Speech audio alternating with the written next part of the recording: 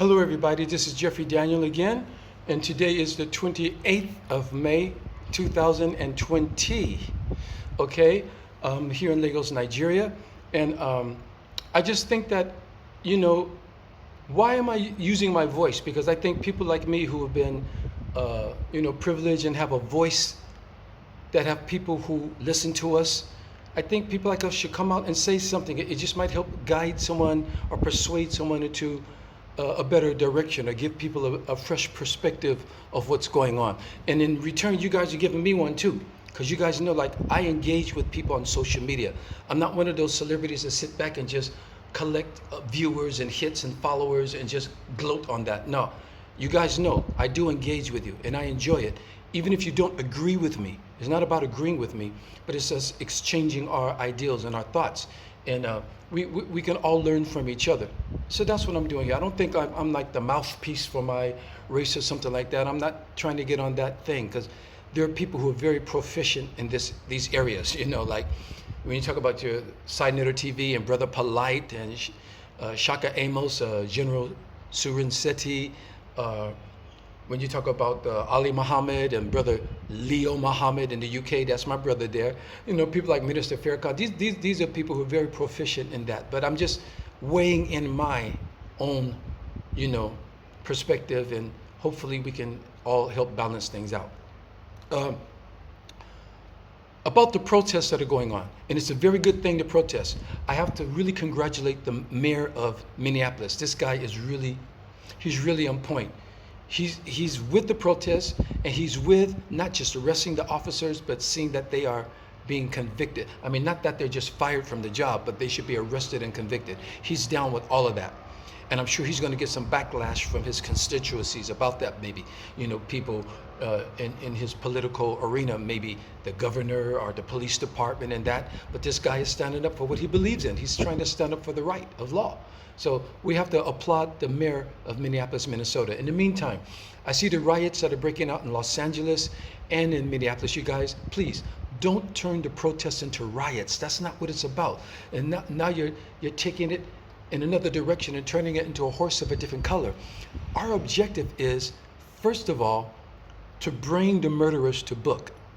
After that, we want legislation passed. We want laws put into place to make sure that the police will no longer use lethal force and non-lethal force situations. They should not be killing citizens on the street. They should not be beating us on the street. I just saw another tape of a 14-year-old kid being beat by a policeman, a full-grown body policeman on top of a 14-year-old kid wrestling with them. They have to stop taking our women, especially our women, and body slamming our women on the ground, punching our women. How do you handle a woman like that? I don't care what her race is. No woman deserves to be handled like that, especially if she doesn't have a weapon and she's not threatening you. What the bulk of this comes from is, and let's be honest, you guys, it's not about a crime being committed. It's not even about a person being threatening. It's the impunity. And it goes back to the slave days. I have to go back there. It goes back to, you got beat by how you looked at the master. You got beat by not looking at the master. You got beat for working too slow. You got beat for going too fast. Uh-oh, here comes the lightning. So it's a rainy season starting here in Lagos now. So anyway, so it goes back to that, you guys, and that's the genesis of all that. That's the crux of it right there. That went into the Jim Crow era. That a black man couldn't look at a white woman on the street. A white kid could call a grown man boy. They have to outgrow that mentality, because it's very sickening. It's dangerous. So when the police stop us and we're driving, we're under the illusion that we have civil rights. We're under the illusion that we have civil rights, being an American citizen, because we own a passport, we own a driver's license, we have a social security number. So we think we have civil rights. So when we know that we're not in the wrong, and we know we haven't committed any violations, when the police pull over, okay, officer, why are you stopping me? Don't ask questions. Give me your so-and-so. Let me see your so. Get out of the car. These are the barkings of that slave mentality. Now we're being accused of resisting arrest because we're inquiring, why am I being stopped? Why are you asking me to lay on the ground? Why are you asking me to get out of my car? Why are you, this is something that every human should be entitled to know. And then they accuse us of resisting arrest, being difficult. You can see when Brother George Floyd was being carried away. He was handcuffed and they're leading him away, but you could see him looking over his shoulder and asking them questions because he's trying to, figure out what's going on and what's happening and this and that. He wasn't being violent with them. He wasn't fighting them back. I think maybe when they tried to put him in the car, maybe he was resisting a little because he's like, well, what are you guys taking me away for? When we know that we've done nothing wrong, we have the tendency to want to understand, why is this happening to me? And the police they have deaf ears. They don't want to know about that. They don't want us to ask, why is this happening? They just want us to obey their commands. Well, I'm not your boy. You're not my father. You didn't give birth to me. When I'm in America and I'm driving on the streets, I hear sirens going past me or behind me and stuff. They followed me on the freeway before, but I'm in a rental car. And I knew that what they were doing. They're on their computer trying to see if my car was stolen or if there were any, unpaid tickets or violations or anything, or warrants or something. And they followed me for a while, and then he went on around me.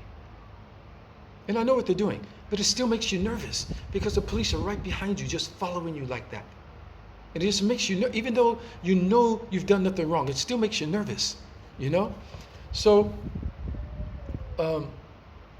you guys, you have to understand, this is what's going on when the police pull us over. It's that we're not obeying their commands. And that's when they start getting irate with us. Oh, so we got a smart boy here. It's like back in the good old days, where you can just, hey boy, where you going? Oh, you getting smart with me? Okay, let's go lynch him and hang him because he got smart with me. Did you look at my woman? Let's castrate him and hang him because he looked at my woman, and we're going to have a picnic. And we're going to make postcards and put it out and advertise. Come on, you guys, we got a lynching going on next Sunday. Come on down. This is what all this is coming from. And us being in today's society, knowing that we're educated, knowing that we're law-abiding citizens, we're under the illusion and the impression that I should be free to move as I choose to, until the police come to put us back in check.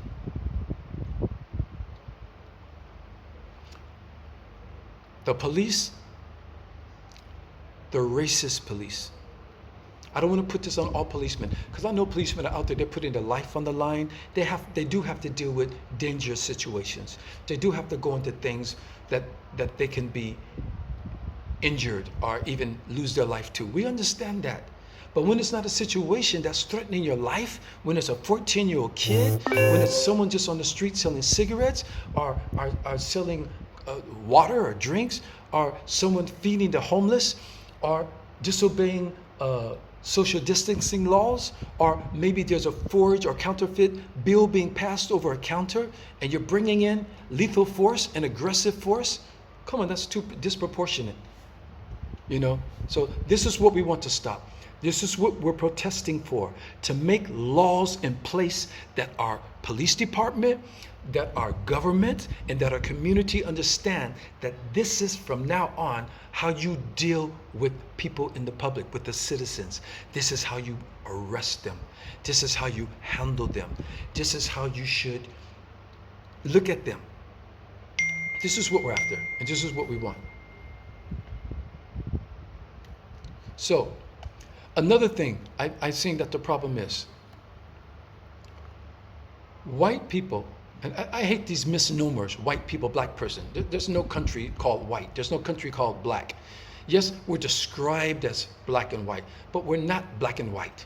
Either you're African or you're European or you're Brazilian.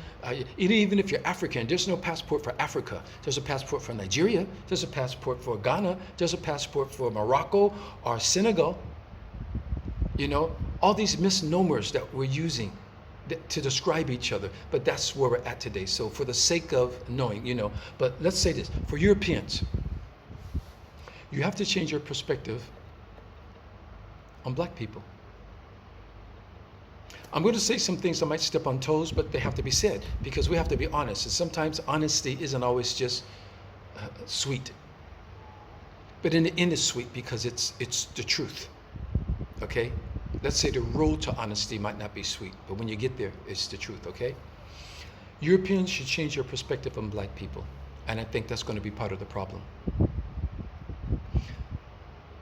When you look at black people, and you look at these black people, look at that nigger, or look at this and that,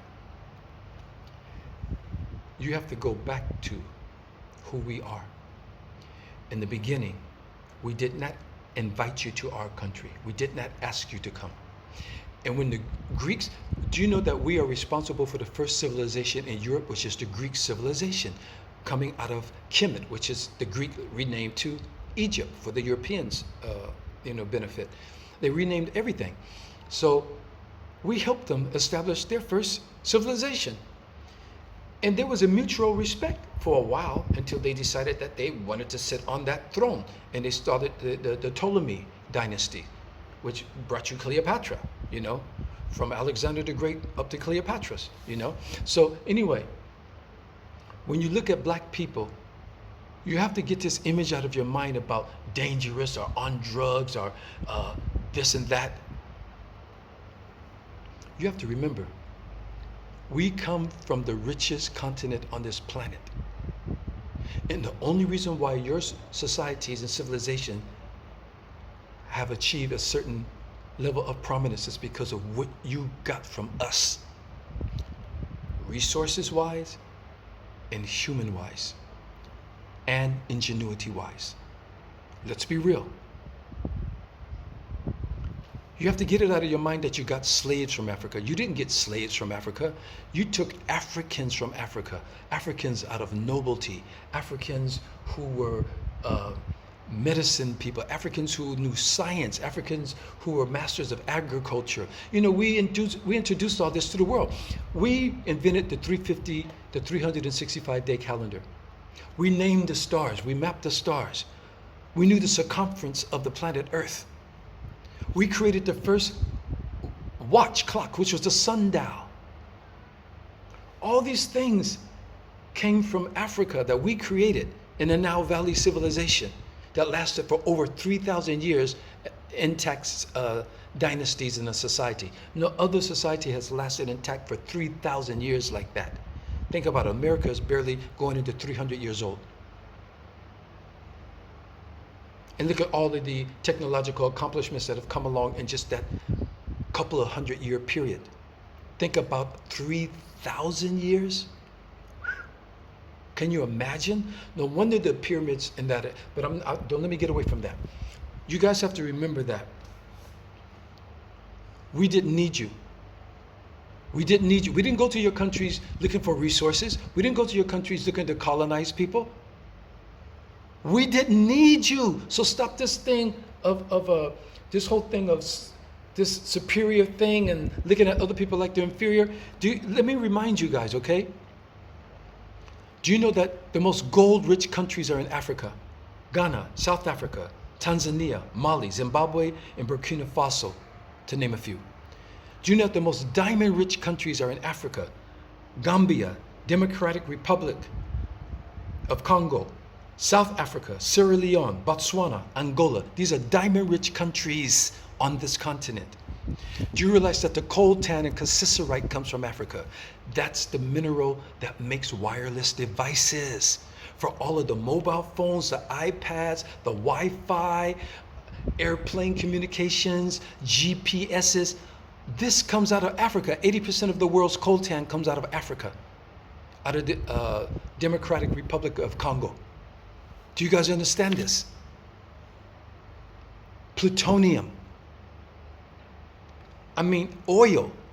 Nigeria, Gabon, Republic of Congo, Equatorial Guinea. These are oil-rich countries, and there's other ones. These are the most abundant.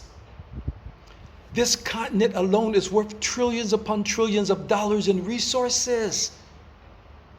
And you got the nerve to look down on us? Because we're in your society and some of us are living in poverty and in ghettos because you guys made us that. You didn't find us in impoverished situations.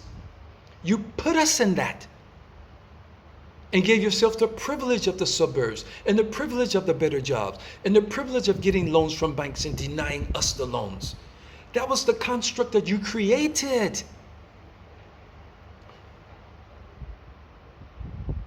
In return to that, I have to give today's young white people, Europeans, a break.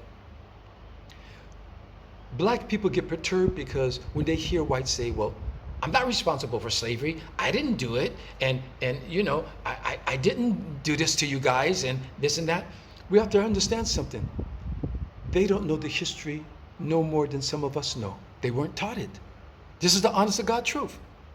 That's why they feel it's so unfair that some things are put on them.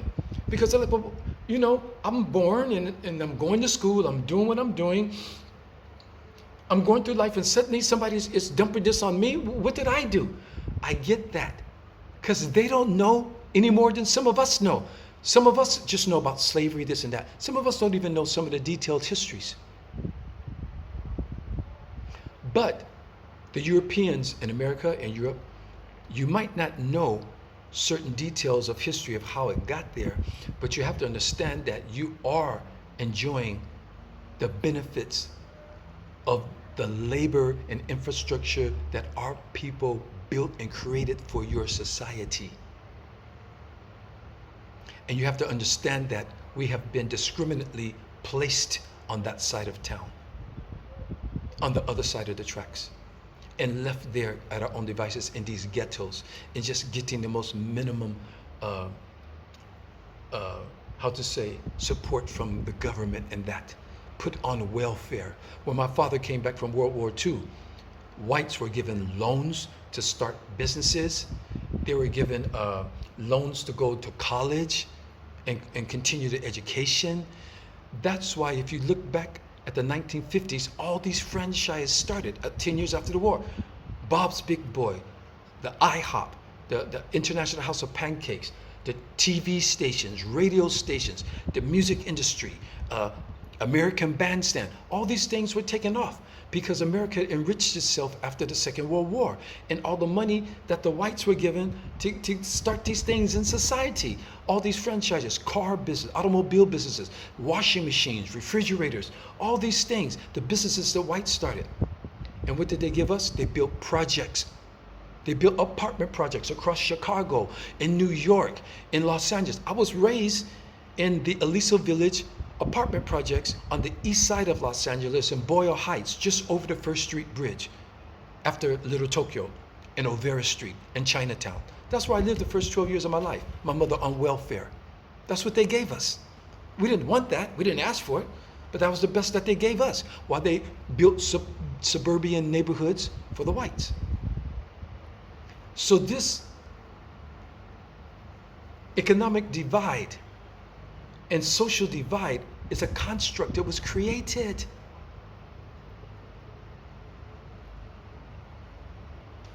Yet, a black woman created the GPS system. A black man created the cellular, doing with gamma rays and that, and he created the cellular system that was the foundation of cellular phones. A black person invented the traffic signal. I don't want to go through the whole black history thing because we have contributed so much to society to be looked down on and to be killed on the street like we're some animal. So you have to change your perception of black people, and we have to bring it back to a mutual respect level. That's going to solve some of the problem, because that's going to stop some people of being potentially racist because they don't really understand the history. So they're just saying, okay, well, those are those blacks, blah, blah, blah. Those are those Latinos, blah, blah, blah, because they do not understand the histories. Do you guys know that the richest man in the world was King Mansa Musa of the Mali Empire? Wait a minute, you have to understand something. Forget Jeff Bezos, forget Bill Gates, forget Mark Zuckerberg, forget the Rothschilds. If this man was alive today, he would be a trillionaire and more. King Mansa Musa of the Mali Empire in the 13th century. Look it up, you guys. Look it up. He's the richest man in human history. He's an African. See, people don't know these things, so they can't measure people up to what? If you don't know, you're not going to find this in the Bible. You're not going to find this in the Quran, because these are histories that have even happened after that. Some happened before and during those times. But these things you don't find there. You got to find history. I'm not knocking the religions. I'm just saying these details and things you're not going to find there. We circumnavigated the planet already. That's why everywhere you went, you found people of color. In the Americas, in Australia, the Aborigines, in New Zealand, in the Brazils, everywhere you went, you found people of color. We were already there. Do you ever wonder why they have zoos in Europe? I'm here in Africa, I'm saying, you guys don't have zoos. Where are the zoos? We don't need zoos. We already understood the animals. We already understood nature. You guys were fascinated with all these exotic animals that you'd never seen before. So you created zoos and you created circuses for people to come and see these exotic animals from Africa and out of Asia and all this stuff. This was fascinating for you guys. We knew nature. We've been living with nature for thousands of years. And everything was in its place. So to stop looking down on us. When you look at us, you should look up at us and go, okay, these are one of these people from that glorious continent that were the progenitors of life on this planet, that brought knowledge, science, medicine, agriculture, architect, instruments. I never knew. I thought the banjo was a country music instrument. The word banjo is an African word. The instrument is an African instrument, string instrument. There's so much that you guys don't know. Mutually. Europeans and Africans together. Okay? So I got through that, you guys. One more thing I want to say too. One more last thing. When you see us doing in places like riots and protests and stuff, or when you see people experiencing, inequalities, and when you see black people getting so passionate, you say, why are they so angry?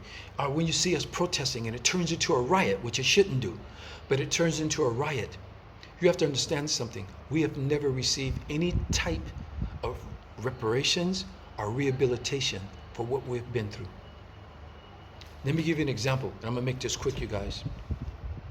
After the Second World War, they put the Japanese in internment camps after they bombed Pearl Harbor. After the Japanese burned Pearl Harbor, there were 120,000 Japanese living in the US.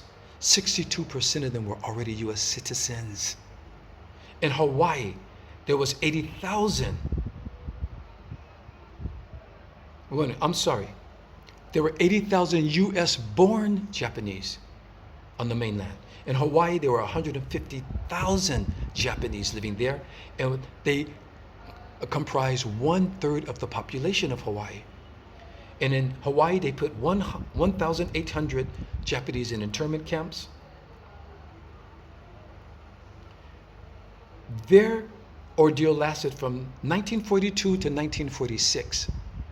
But when they got out of it, they gave the Japanese reparations. They gave them reparations for that. After they took their businesses from them and their homes from them and put them in these camps, and when they got out, they got reparations. Now let's go to the European Jews' Holocaust. I don't mean only, because anything is horrible, but their Holocaust lasted from 1941 to 1945. In 1948, they were awarded their own state, which is today Israel.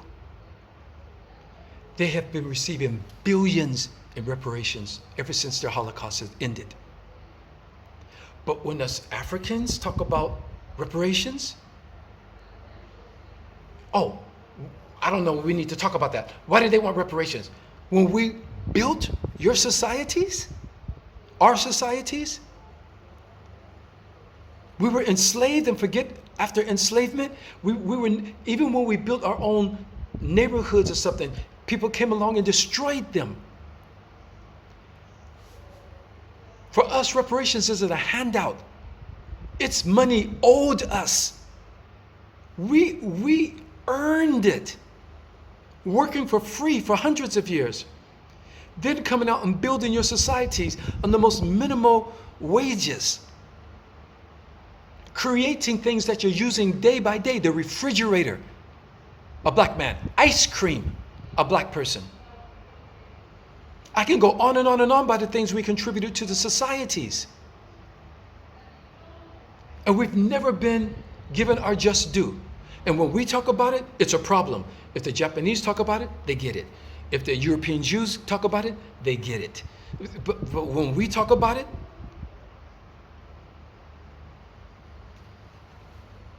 we're owed reparations. If we're given it, it's not a handout. It's not a welfare case. It's what we have never been received. Our ancestors have already died without getting anything. Even the native, what you call Indians in America, the Native American people, you gave them land and they built casinos and all this kind of stuff.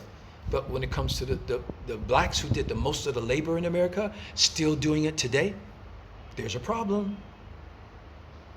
These things have to be addressed and looked eye to eye. And once these things are brought to equilibrium, from that point on, we can really move forward. If someone is impoverished in your country, in your society, then that means that your country is sick. If you got drug addicts and dope addicts in your country is sick. If you allow people to live under the poverty line and be impoverished and not get an education and not have medical assistance and that, your country is sick. African countries too. We have to take note. So stop thinking that you can allow a certain portion of your society to just be disenfranchised and while you just live such a comfortable life and allow, that means that your society is unbalanced, and when people are unbalanced, when people are too impoverished, all people want the same thing, so they will strive for something. Whoa, there goes lightning. They will strive for it, and that's when you create criminality. You create that. If everyone had, of course everyone's not going to be rich, but if everyone at least was well off enough that they knew they could eat right, they can have a place to sleep, that they have a decent job, they have decent medical, that they have decent food, why would we need to have criminality in our societies? Okay, so I'm gonna wrap this up. You guys continue with the protests, but make it peaceful. Don't get off track, because they're going to bring in the National Guard, they're going to bring in heavy artillery, and it's going to turn into a war in the streets. We don't want that. We want laws passed that's going to protect us. That's what we want. We want laws passed. We want legislative laws passed. Okay, you guys? I get tongue-tied because I'm going fast, because I see the clock running and it's going fast. So, you guys, I think you got my point. And I'm so happy to see a multiracial protest. There's whites out there with Latinos, with Asians. Everyone is marching together. See, suddenly we look like America, don't we? It takes these things to make us finally look like America. I appreciate all the Europeans and whites that are coming in with positivity and helping with this cause and standing with us. Anyone, Asian, Latino, everybody's just standing together for this cause. Thank you very much. But we want laws passed. That's what we want. That's our objective, okay? Take care, you guys. I love you very much. Spread the love. Make love great again, okay? Make love great again. I love you.